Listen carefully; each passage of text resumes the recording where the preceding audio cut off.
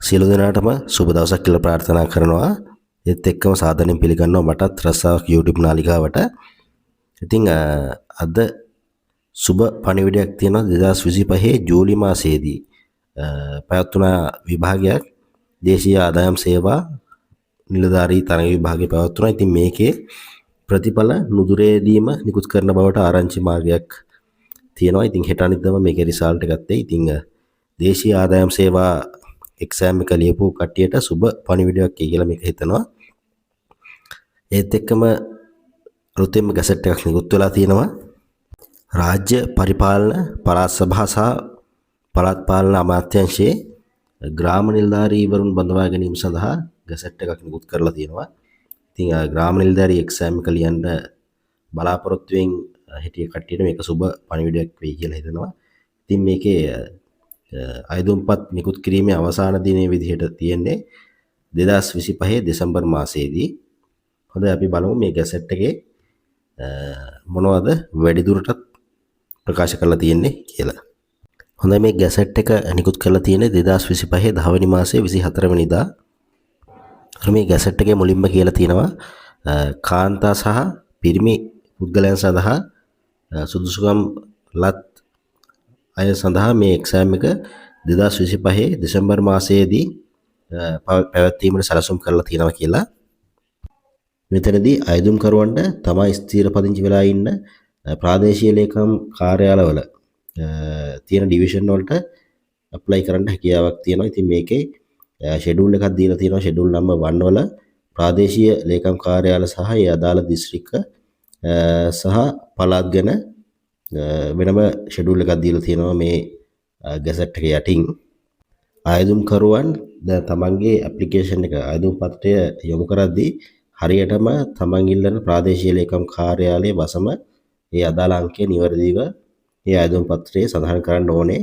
දැන් මෙතනදී පසුව වෙනස් කිරීමක් සිදු කරන්න අවස්ථාවක් දෙන්නේ නැහැ. ඊළඟට මේ සඳහා නැවත රික්වෙස්ට් එකක් කළත් මේ පිළිබඳව නොසලකා හරිනවා කියලා කියන දැන් ඒත් එක්කම තමන්ගේ ප්‍රාදේශීය ලේකම් කාර්යාලයේ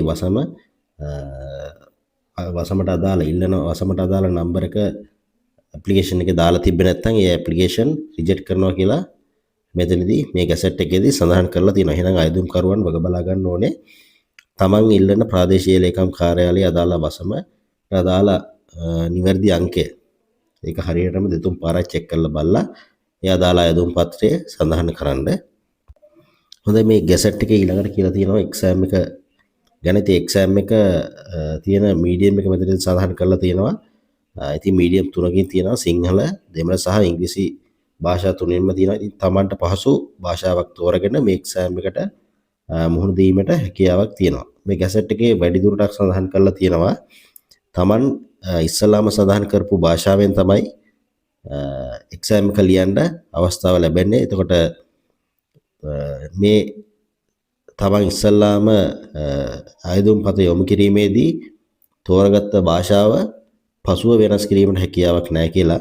ඒ නිසා අයදුම්කරුවන් අයදුම් පත්‍රය යොමු කිරීමේදී මේ භාෂාව තෝරගන්න එක ගැන ඉතාම අවධානයෙන් බලලා ඇප්ලිකේෂන් එක යොමු කරන්න අවශ්‍ය වෙනවා. මේ එක්සෑම් එකේදී අයදුම්කරුවන්ට සබ්ජෙක්ට් තුනකට මුහුණ දෙන්න වෙනවා. එකක් තමයි භාෂාව සහ අවබෝධය, ඊළඟට සාමාන්‍ය දැනීම, ඊළඟට අභියෝගතාවය. එතකොට මේ හැම පේපර් එකකටම ලකුණු 100 ගාන දෙනවා. මේ පේපර් එක පාස් වෙන්න ගන්න ඕන අවම ලකුණ 40ක් කියලා මෙතනදී සඳහන් කරලා තියෙනවා. එතකොට භාෂාව සහ අවබෝධය පේපර් එක පැය එකමාරක පේපර් එක, ඊළඟට සාමාන්‍ය දැනීම පේපර් එක පැය එකමාරක පේපර් එක, අභියෝගතාවය පේපර් එක පැයක පේපර් එකක් විදිහට තමයි එක්සෑම් එකේදී එන්නේ. භාෂාව සහ අවබෝධයේ අන්තර්ගතය පිළිබඳව මේ ගැසට් එකේදී අදහසක් දීලා තියෙනවා. මෙතනදී තියෙනවා අදහස් ප්‍රකාශ කිරීම, ඊළඟට ව්‍යාකරණ රචනා ලියුමක් සකස් කරන්න, ඊළඟට ග්‍රාෆ් එකක් බලලා ඒකට අදාළ විස්තර කිරීම කරන්න, ඊළඟට සමරි එකක් ලියන්න, ඊළඟට තනි වාක්‍ය ලියන්න, ව්‍යාකරණ දැන් මේ වගේ දේවල් මේ භාෂාව සහ අවබෝධය ප්‍රශ්න පත්‍රයේදී ඇහෙනවා. හරි. ඒතකොට අපි දන්නවා සාමාන්‍ය මේ භාෂාව සහ අවබෝධය කියන්නේ තරමක් අසීරු පේපර් එකක් මේ තරග විභාගයකට එන අවබෝධ පේපර් එකට වඩා. ඊළඟට සාමාන්‍ය දැනීම පේපර් එකේදී දේශීය සහ විදේශීය ප්‍රශ්න අහනවා. සාමාන්‍ය දැනීම පිළිබඳව අහනවා ඉතිහාසය, භූගෝලය, සමාජීය ආර්ථික තත්ත්වයන් පිළිබඳව මේ සාමාන්‍ය දැනීම පේපර් එකේදී ප්‍රශ්න කිරීමක් සිද්ධ කරනවා. ඊළඟට අවබෝධය පේපර් එකේදී ගත්තොත් එහෙම ගණිතමය හැකියාව තමයි මෙතනදී පරීක්ෂා කරන්නේ. එතකොට ප්‍රශ්න විසඳීම මේ තර්කන හැකියාව පිළිබඳව තමයි සාමාන්‍යයෙන් අභියෝගතා ප්‍රශ්න පත්‍රයකදී ප්‍රශ්න ඇසෙන්නේ. එතකොට මේ අභියෝගතා ප්‍රශ්න පත්‍රයක් ගත්තාම සාමාන්‍යයෙන් අවබෝධ පේපර් එකට වඩා පහසු ප්‍රශ්න තමයි මේ අභියෝගතා ප්‍රශ්න පත්‍රයේදී ඉදිරිපත් වෙන්නේ. එතකොට ගොඩක් ළමයි මේ අභියෝගතා ප්‍රශ්න පත්‍රයේදී වැඩි ලකුණක් ගැනීමේ මේ හැකියාවක් හැමෝටම තියෙනවා. එතකොට මේ එක පේපරයක් පාස් වෙන්න අඩුම තරමේ ලකුණු 40ක් ගන්න ඕනේ. ඉතින් ප්‍රශ්න පත්‍ර 3ම පාස් වෙන්න ඕනේ. ඉතින් මෙතනදී ඉස්සලාම තෝරා ගැනීමක් සිද්ධ කරන්නේ මේ ප්‍රශ්න පත්‍ර තුනට මුහුණ දීලා වැඩිම ලකුණු ගත්තු අනිපිළිවෙලට තමයි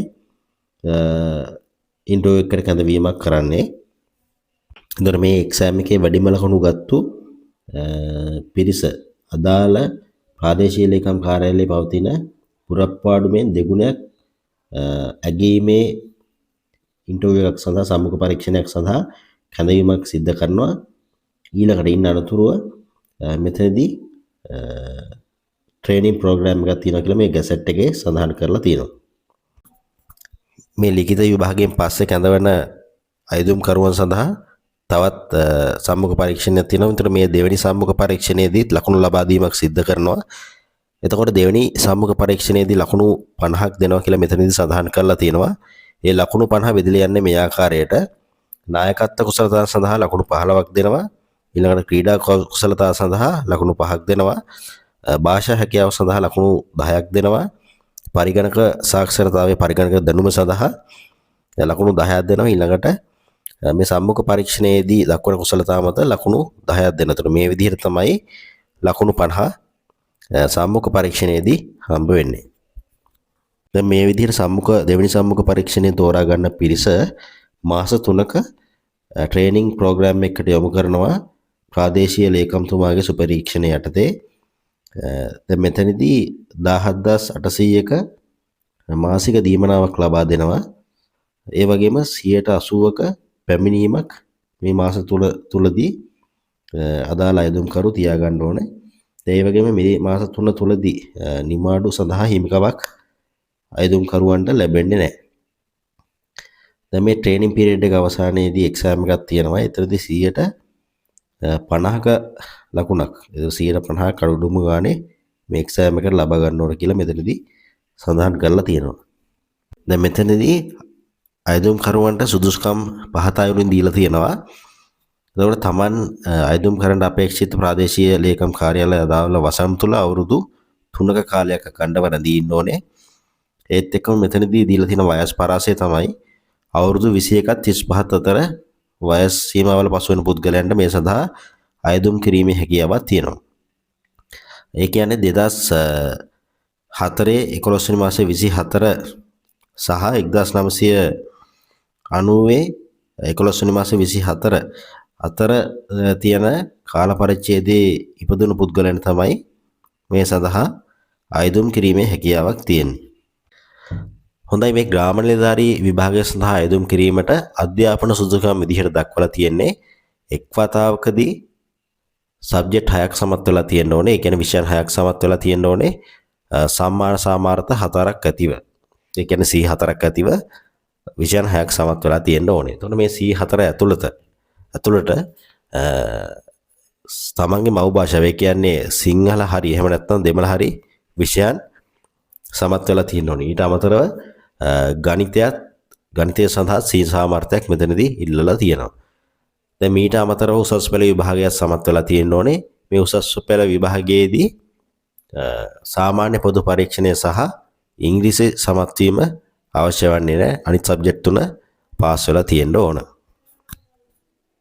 ග්‍රාම නිලධාරී ශ්‍රේණිය 3 වෙනි ශ්‍රේණිය සඳහා වැටුප් පරිමාණය විදිහට සඳහන් කරලා තියෙන්නේ මූලික වැටුප 50,630ක මූලික වැටුපක් මෙතනදී සඳහන් කරලා තියෙනවා. එතකොට මේ 50,630ට අමතරව විවිධ දීමනා ඇතුළත් වෙනවා. මේ තනතුර විශ්‍රාම වැටුප් සහිත තනතුරක්.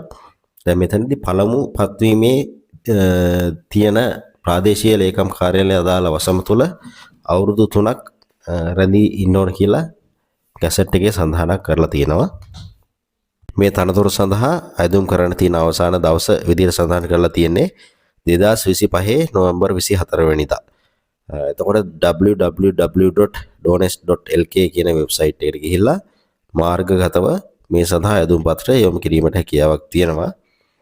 ඊළඟට Taman දැනට රාජ්‍ය සේවයේ සරි පළාත් රාජ්‍ය සේවයේ සේවය කරනවා නම් තමන්ගේ ආයතන ප්‍රධානියා ලව්වා මේකේ අයදුම් පතක් සහතිකව කරගෙන තමන්ගේ පුද්ගලික ලිපිගොනුවට ඇතුළත් කරන්න ඕනේ. මොකද සම්මුඛ පරීක්ෂණයේදී මේ සහතික කරපු අයදුම් පත්‍රය පරීක්ෂාවට ලක් කිරීමක් සිද්ධ කරනවා. දැන් මේ එක්සෑම් එක සඳහා අයදුම් කිරීමට අයදුම් පත්‍ර ගාස්තු විදිහට රුපියල් 1000ක මුදලක් නියම කරලා තියෙනවා. ඉතින් මේ මුදල ඔන්ලයින් ගෙවීමේ හැකියාවක් තියෙනවා.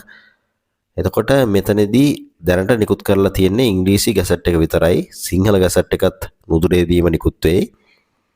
ඉතින් මේ සම්බන්ධව මොකක් හරි ගැටලුවක් තියෙනවා නම් අපේ කමෙන්ට් සෙක්ෂන් එකකින් අහන්න. ඉතින් මේ ගැසට් එකත් අපේ පළවෙනි කමෙන්ට් එකේ දාලා තියෙනවා. ඊළඟට අපේ WhatsApp channel එකක් තියෙනවා. ඒ channel එකේ link එකත් පළවෙනි කමෙන්ට් එකේ දාලා තියෙනවා. එහෙනම් මේ වගේ යාවත් කාලින වූ නවතම රැකියා අවස්ථා පිළිබඳව තොරතුරු දැනගැනීමට මටත් රස්සාවක් YouTube නාලිකාව සමග රැඳී ඉන්න කියලා සියලු දෙනාටම ආරාධනා කරනවා. එහෙනම් සියලු දෙනාටම සුබ දවසක් කියලා ප්‍රාර්ථනා කරනවා.